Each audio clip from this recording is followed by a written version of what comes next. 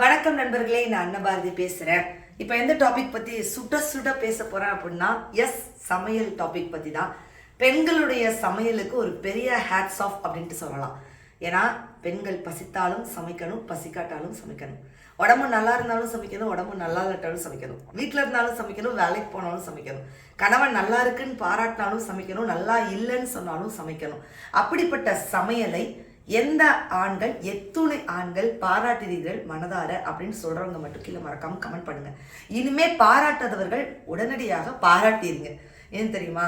உத்தரப்பிரதேசத்துல சமீபத்தில் ஒரு நியூஸ் நீங்க எல்லாரும் பார்த்துருப்பீங்கன்னு நினைக்கிறேன்.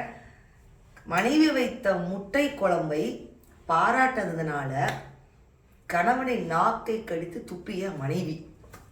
கணவன்மார்களே, உங்கள் நாக்கு உங்கள் கையில், உங்கள் வாயில். அதனால் உங்கள் நாக்கை பாதுகாக்க வேண்டிய பொறுப்பு உங்கள் கையில் இருக்குது. அப்படிங்கிறதுனால நல்ல மனதார பாராட்டிடலாம். ஏன்னா பாராட்டுறதுல ஒன்றும் தப்பு இல்லைங்க.